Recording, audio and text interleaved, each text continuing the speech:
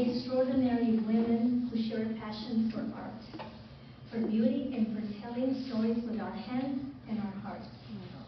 Congratulations to all of you. The exhibition is amazing, and congratulations to all the winners. I must say, it was very hard for us, the team, to judge the show.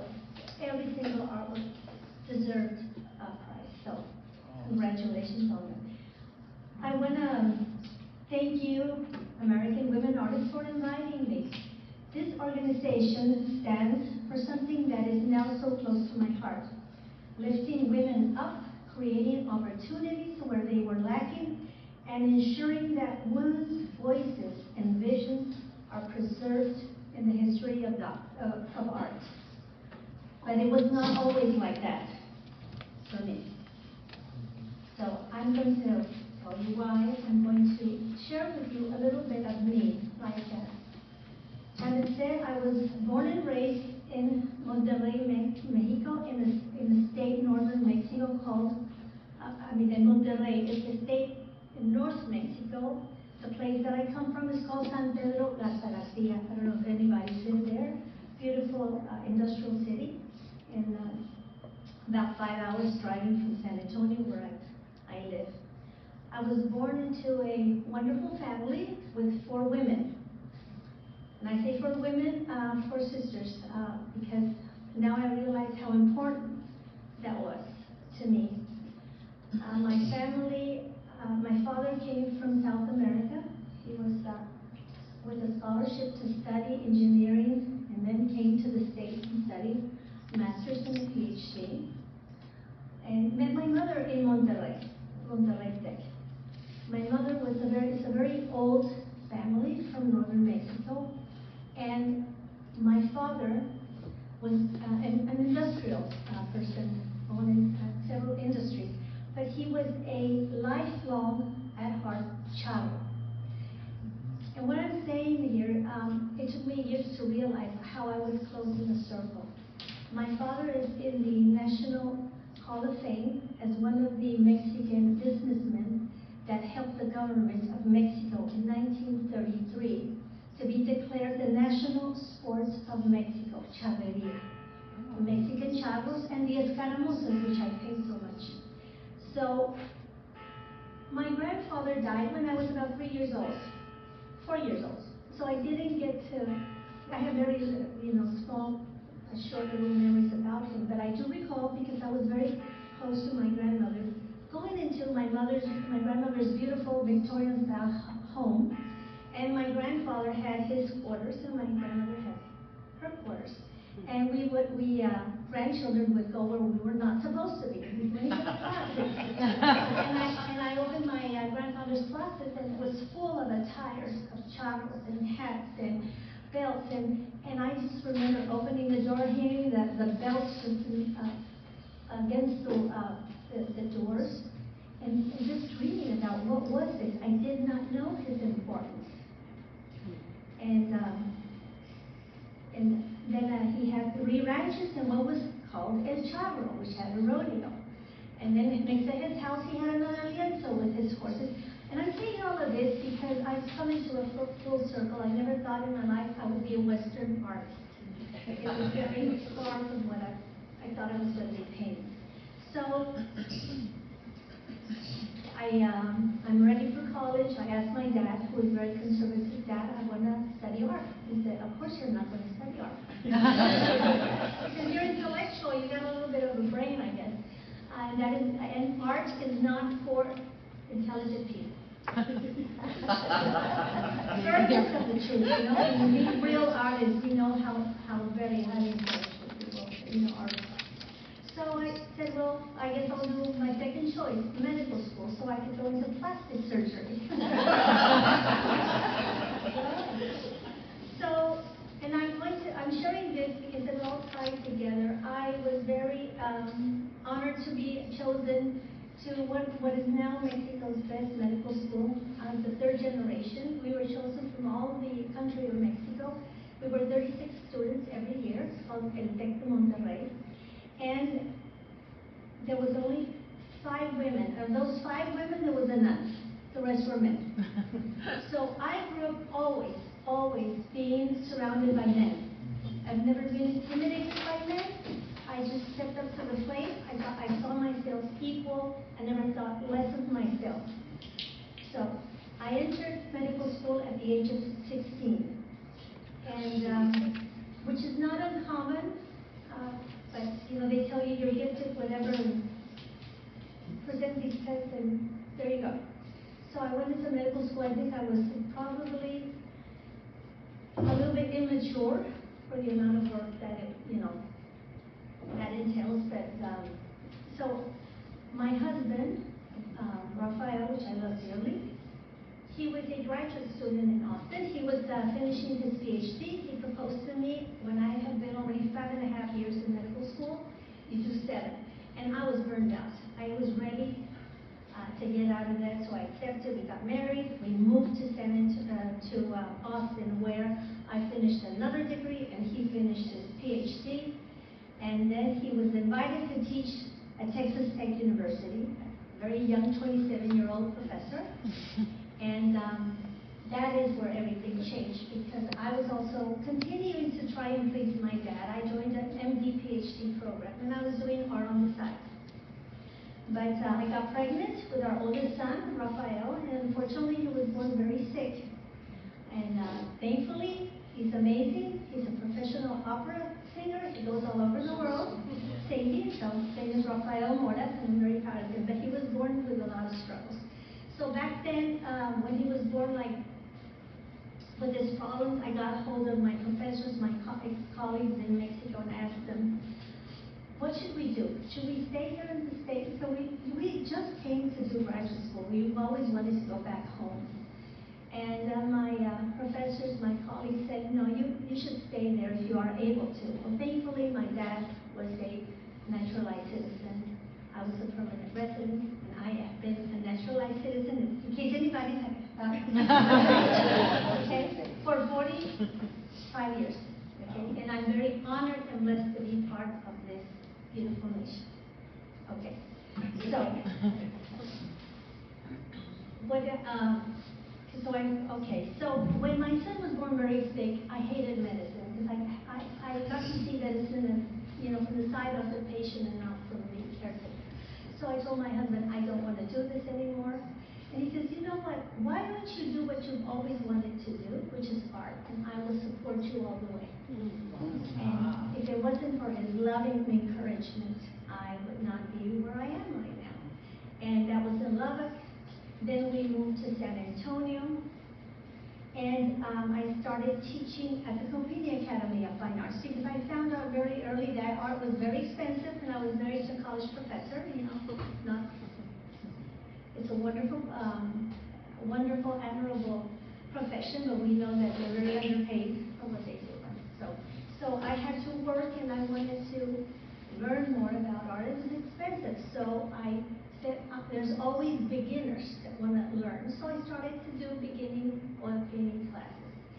And that way I could fund my workshops that I would attend and get my supplies and travel. And I was trying to balance my life. A mother, a daughter, because my parents then decided to build a house next to mine in San Antonio. And my father was a highly intellectual gentleman, but my mom is a little bit challenged. And so my dad is no longer with me. I took care of my mother. So it was hard trying to balance being a mother, a daughter, and an artist. But it did not stop me. So I taught, and I realized how much I enjoyed to teach. And I quickly was very aware that when one teaches, two learn. And it made me grow tremendously. And little by little, my classes started getting waiting lists. And I was having a lot of fun and learning a lot. And a lot of young mothers, I mentor a lot of them, they'll reach out, how did you do it? I have toddlers. And I stayed up all night. I carried in my car my library books. I was in line to pick up my kids. I was studying. There was a time where I would give class from 8:30 to 11:30. Then I had a 30-minute lunch break. Then I gave another one from 12 to 3. Then I gave another class from 3 to 6. And then I stayed at the academy to do live drawing myself from 6:30 to 9:30. Every Tuesday and Thursday. I would never try to do that now that I'm home. But I dedicated a lot of my time. I was very perseverant. I studied. I took it seriously. And always with the support and love of my family. People ask me how I entered the Western world. After I thought I already knew a little bit about painting, one of my mentors is a great artist, dear friend of mine, Dan Gerhardt, which you probably a lot of people have heard from. And I took about 10 years workshops with him in New Mexico every year. And I didn't want to become a clone. It's very easy to go in a workshop and everybody was the same. And I said, Dan, I don't want to be a clone. He says, well, you're going to find your voice. How do I find it? He says, you need to paint what you love. So then I said, okay, trying to find my subject matter. Well, I went to Saltillo to see my sister and my brother-in-law said he was going to a charreada, that's a Mexican rodeo. And I got there and I was in awe. I said, this is what I want to paint. I don't know, that's a charreada. I don't know what you're seeing, but these are some of my paintings. I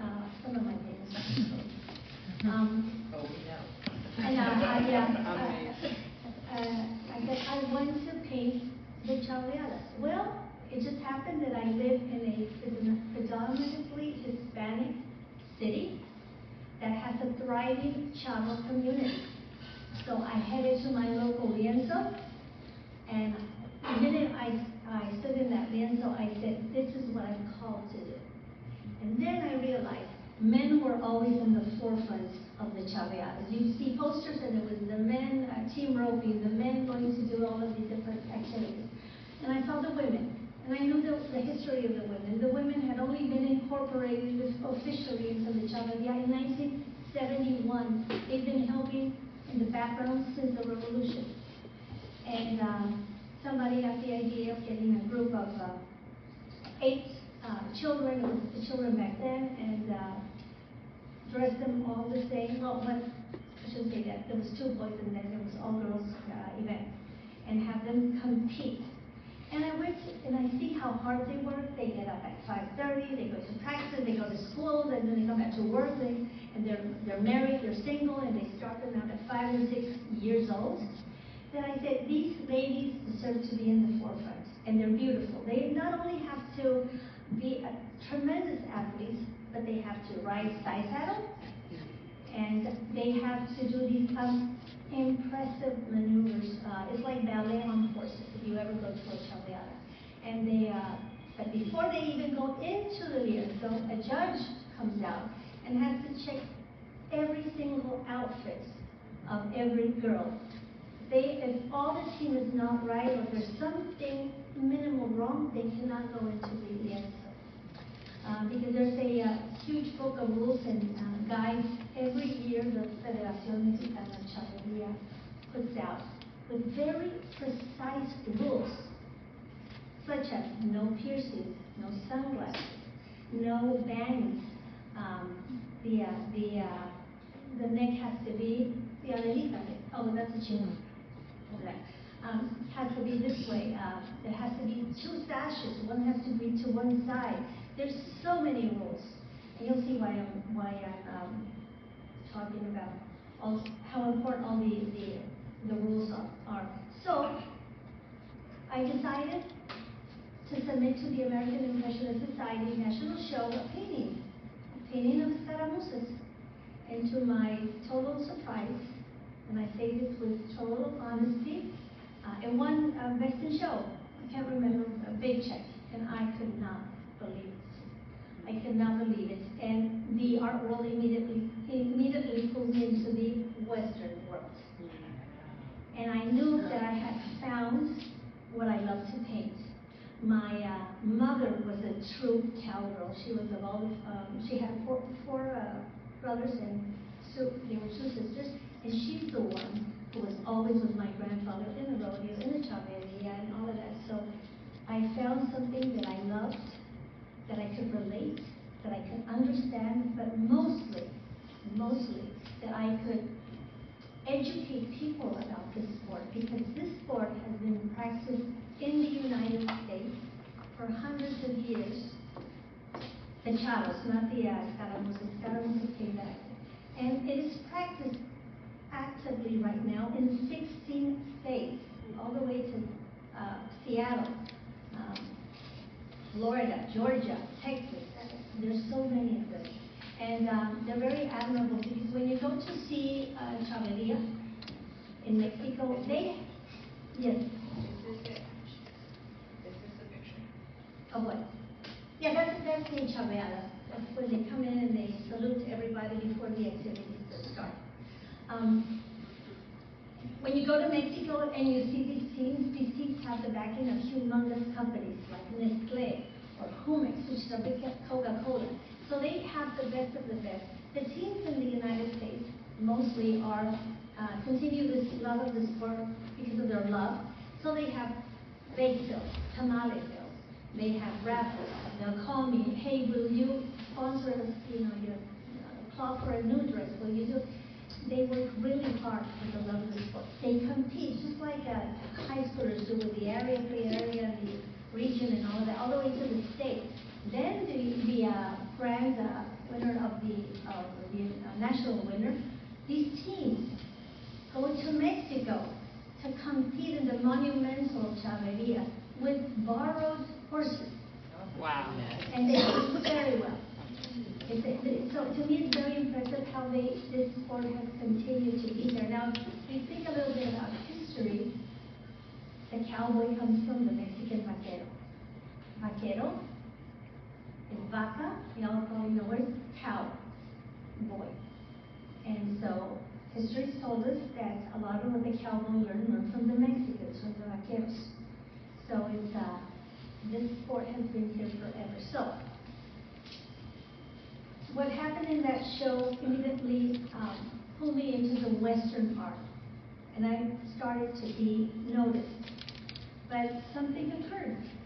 I don't know if probably many of you know this, but when you enter these major Western shows, even though you've been there for 30, 40 years, every painting that goes into the show, even if you sit in the slide, will be judged in person by a committee of historians and curators.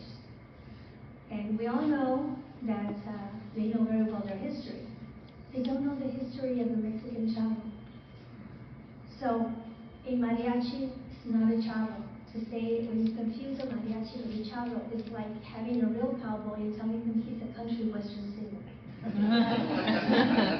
The outfits are totally different. So what I noticed is that there was a niche that I could help people understand. That you don't just paint a man with a charro hat on a horse and call him a charro or a vaquero. Or you don't paint a lady with ruffles or sculptor, put it on a horse and call her an escaramuza. You can call her anything else, but not that. Because there's a lot of rules and regulations. Men also have a lot of rules and regulations. And to me it was sad to go into these, I will not name what museums, but it's happened in several, where they name a sculpture or a painting a Mexican vaquero, and the model is wearing a mariachi hat backwards. and the outfit is a mariachi. There's a big difference. I don't know if I would have time to go through the differences, but very easy. Oh well, let me share with you. You know those souvenir hats that you buy in Mexico that have all the sequins? Okay, that's the biggest insult for a charreria. Nobody wears it. That's just a souvenir. If you want to know the difference between a mariachi hat, you can tell, or very basically, very simple, without going into a charro and a mariachi. A charro can only wear very subdued colors in the lienzo. There's no bright pinks or bright blues or nothing. It's very somber. Men do not have to coordinate their team. Women do. It's another story. Their hats. Men's hats, men do not wear any helmets. They go into the bull riding and all very, very dangerous activities. The hat you ever take and hold a charro hat, it's very heavy because it helps to keep their head safe as they fall.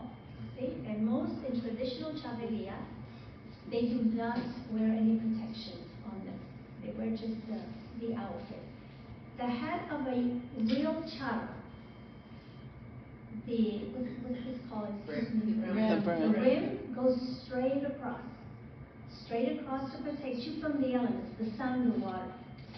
And on the top of the hat, there's one on the top of the hat, there's 4 pedradas, that means stones. There's 4 indentations. That's a charro hat. When you see a mariachi hat, aside from being very, very bright and extremely colorful outfits that immediately tells you he is a singer, he's a musician, their hats do not go straight across this way. Why? Because they're singers.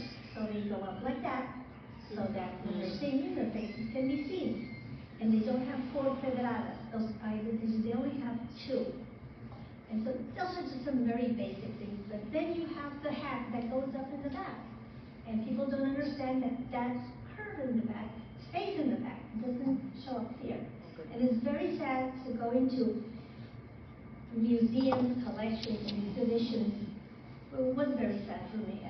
And see the amount of detail that the historians, collectors, pay to the cowboy, making sure that the rifles, that the tack, that the outfit all pertains to the era that the Western artist is portraying. Or when they're painting the Native Americans, they know very well which tribe and what jewelry and how they should, or the horse should be painted or not painted. They know it very well. But when it came to the contemporary charro, not the Hollywood romanticized, that's a whole different, style of, I'm talking about historically correct, there's nobody. So I found that niche, I found there was a need, I found, also my family from Mexico, they would call me and say, we cannot believe that the love of your grandfather to making this sport, the national sport of Mexico, has shown up in your work and what you're doing here. So it is like a full circle for me to be doing this. And so I am finding myself that I'm trying to educate people. That doesn't sound rude, right? No. So I'm trying to share with people that they need, and curators and historians, that they need to make sure that the contemporary charro is represented the way it should. And so anyway, that's okay. So I got some bullet points because I could read it and y'all could bore you even more. But okay. If you have any questions, I don't care if you want to interrupt me or wait until the end. That's okay with Andrew. So what okay. What I said. So I started entering competitions, and I've been very blessed to have won many major awards, to my total surprise. And I say total surprise because I have never expected one. I'm just honored to be there. And the truth is, I never noticed we were a minority when I entered. Why? Because I was always brought up to be with men, compete with men as equal, and I was always in a minority, in medical school minority, in my house a minority. So I never saw that until I came to AWA. And I saw the presentation, that powerful presentation of Kathy. And where she, I guess everybody knows that presentation I'm talking about, right? Yes. Where she where you edit out of the galleries of the museums the work done by men, right? Yes, I took pictures of major museums and then photoshopped out all the work by men so that we could see how many pieces by women were left. And we went from the Whitney to the Phillips to the American Wing at the Dallas Museum of Art to the Legion of Honor in San Francisco to the Norton Museum in LA, and every time we'd make that flip and the walls would go bare. That was it's a very powerful presentation, and I hope that AWA continues to present that, because that was an eye-opener to me. I say this humbly, I was already winning awards, but I had not put two and two together. Until a magazine editor was writing something about me, and he started listing all the awards I had received and how many glass ceilings I had been breaking for women, Mexicans, Mexican women. And I was in shock. I was in shock, and right there I knew I had a responsibility now. A responsibility to mentor, to help other artists, to help open more doors. This is why AWA has been very important in my career. Aside from the exposure I got here, because I guess a lot of you know that when you're in an exhibition of this category, you might not see them, but gallery owners, museums, curators, they're looking what's in here to see who they want to invite. I credit a lot of the invitations that I got to some of my Western shows was because they saw me participate in AWA. So that has been a very important thing in my life, seeing this presentation. And that's, like I said in the morning, I mean in the beginning, I did not realize how bad it was. If I had set up to say I'm going to win this and that and that and that, I think I would never have won anything. I just competed against myself. I never thought, oh, I'm a woman, I'm a man, I'm a Mexican, I'm a minority. No, I just wanted to be the best I could. And every single time that there's an award ceremony and I'm just there to, to applaud my friends, and I'm always surprised. People, dear friends of mine, artists, they say, you always cry. I say, well, because I'm not expecting it. You have no idea. Okay, so I was used to, like I said, in a male-dominated, and like I said, I never felt less or more. I felt equal, because that's how I've been always raised. So I now have a great responsibility to encourage, to uplift, and to mentor women. I continue to do. I'm very busy, but once a month I open my studio from 8 in the morning to 6 p.m. and a lot of artists, women and men, young and old, they come to my studio and I try to guide them. I don't make them change because I'm very, very careful to, in my class, when I teach, I don't want clones of everybody, of me. I don't want them. I want people to have their unique voice so that people can identify their work anywhere they see it. And they wanted me to share my secrets of how I've done this. First of all, like I said, I didn't set out to do any of this. It just happened. My secret is working very hard. And I've shared this. I don't know how to say no. And I'm always getting myself in trouble and deadlines and all that. But I'm not afraid to step into the unknown. Recently, I built the biggest studio I've ever had. That was a disaster, but it hasn't stopped me. And I'm very grateful for the huge studio I have, and I work every day. I sometimes work from 6:30 in the morning to 6:30 at night, 12 hours. And I love it. But I'm paying for the studio. I'm almost done. But that is a big step into the unknown. Teaching, again, I believe that not just selfishly because I learned so much, but giving back. I'm a great believer in giving back. I believe the more you give, the more you receive.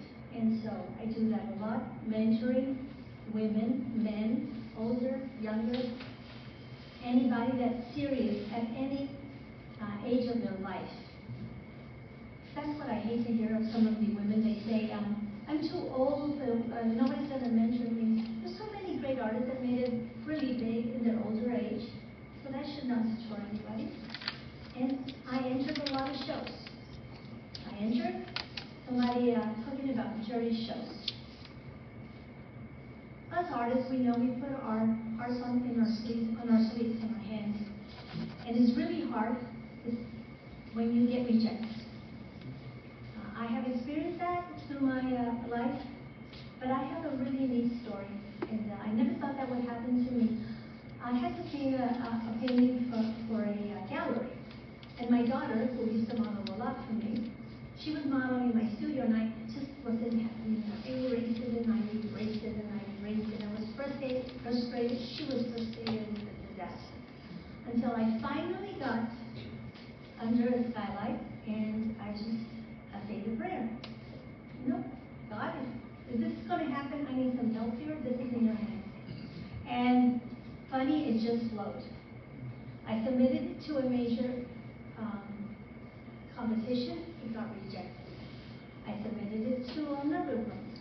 It got not one, two, but three grand prize. That painting. That comes to say that if your painting did not get an award, it wasn't selected, don't take it personally. It's only the opinion of one person or two or three. But you might send that painting another place and get the best award. Or sometimes what happens, the best in show doesn't get sold. But they go to the gallery and they sell it or whatever, or until the right collector shows up. So that is very important for me to share with my friends that I mentor, to not be afraid of rejection, because we all are going to experience it. Another thing that is very important to me is that I have done was advertising. Many of you, well, Camille Preswadi, who's a dear friend of mine who's no longer with us, we went back, I don't know, almost 40 years ago, and one thing she taught me, because she's a little bit older than I am, and she said, Gladys, you've got to start advertising. That's going to put your name out. So that's the secret. I truly believe in advertising. Advertising your best work. I remember some of my first ads, Southwest Art, it said, I put a painting, which I thought was good, and I would say, seeking representation. Maybe one I didn't get calls, another one I did. Another thing I did a lot of times is I wanted to get into the Canyon Road market. So back then I did a lot of CDs. You could do USB. And some galleries will not accept anything because you need to have an appointment and whatever. But I would just drop my info, and it was my slide, and it was a movie with paintings and my contacts. That's how I got into my first gallery on Canyon Road. So, I truly believe in that. And right now that we're living in the world of social media, it's very important, but it's also intimidating. I tell this to my young artists. I say, one thing that I did from the start is just compete against myself. I subscribe to magazines. I barely open them because my inspiration is turn-of-the-century art books. That's where I like to get my inspiration. And it can be so intimidating. It's intimidating as going into a workshop. How many of us have been in a workshop and everybody's nervous because am I going to be, oh, this person is better, I can't do anything. But we have to just remember, we're all on a path, and some of us a little bit further behind, and some are a little bit further in front, but we're all on a path. That's what I do with my workshops. I say, no question is a bad question. Don't feel silly about a question, because all of us are going to benefit, as basic as simple the question is. And you need to be very relaxed, so I try to do that in my own, when I used to teach a lot, but now, unfortunately, I can't teach that much, but I did enjoy it very much. Also, social media. How many people are counting? How many followers this person has? How many they don't? How many bot followers? How many bot? It's very stressful. I do post a lot of things, but I just go in and out and say a couple of things and move on. Now, having said that, my work, social media has been very important. Just an example I was sharing with somebody. I started getting a text from a gentleman, and I thought he was an artist, and like, oh, how do you do, this, and how many shows are you in, and and finally I asked him, so are you an artist? He didn't want to tell me who he was, and then finally after several conversations, and he wanted to know more about me, he told me, I'm part of the board for the Tree to West. And we considering you for the free list. See, so somebody was telling me, have I ever sold through social media? Yes, I have. I have. People will call me, text me. But one thing that I find very important, and I think that's also helped my career, is I'm very serious about giving the galleries what they are due. So when somebody calls me and tells me, hey, can I come see your studio? I will ask them, where did you see my work? Hopefully they'll tell you the truth, because you never know. But if they tell me, yeah, I was at Inside Gallery or at The Legacy, and I saw you, and I Googled you, and I called you, and I want to come, and they want to buy, a painting, I immediately call the gallery and I tell them, so-and-so was here. If I make a sale, they get their cut. When you find a good gallery, they work so hard for us that I think it's only the right thing to be very loyal to them, and that's what I do. Let's see. I lost my train of thought like I usually do. Okay. About galleries and okay, well, it'll come back to me. Okay, so perseverance. When I was a young artist, I would go to these workshops, and again, it's about fear in the workshop. And I was sitting against people that were at the Pattern and Chisel in Chicago at the Academy, and here I was, and I was like so intimidated. I was just trying to work. I remember trembling as I was working there until I calmed down. And then, fast forward, of years and years of working hard against me, studying and working. Hey, what happened to this person? Oh, she decided not to pursue. What happened to that one? Oh, either. What happened? For some reason, they're gone. Perseverance with a loving companion has been very important to me, because I could not do what I've done without my husband. I know it's very important to pay our bills, right? So I've always had his support. But perseverance and just keeping my eyes focused on what I want to do and not looking to the right and to the left, and this person won this and that person won. It's intimidating. And I think we share that with a lot of different careers. Like I know in performance, my son is a performer. That happens a lot too. Okay, and let's see. Well, I don't know how much time I've taken, but You're doing great. If you want to stop now and take questions, that's fine. I think we could probably listen to you all day. So I tend to talk too much. But I just want to, you asked me to touch on success. That's a hard question. What is success? So I'm going to share with you a little bit of my idea. I think my definition of success has developed and changed through the years. To me, success at the beginning was sell paintings, to pay my bills, to get to workshops, and maybe to help with the economy of my house. That was success. Then it was getting awards or recognition. I felt that was a lot of success. But I found that success, and I wrote this because I didn't want to mess up and not say what I wanted to say. As I've gotten older, I said that I thought that success is not measured only by awards or recognition, but by the ability to lift up other women, in this case, artists, to share opportunities and open doors. Through AWA, I discovered that when one of us rises, we all rise. By encouraging each other, we build something larger than ourselves. I truly believe there's room for everybody, and the more we help each other, the more we're going to make our voices known in the art history books and museums. And I'm so proud of AWA from 5 to 12. Are you kidding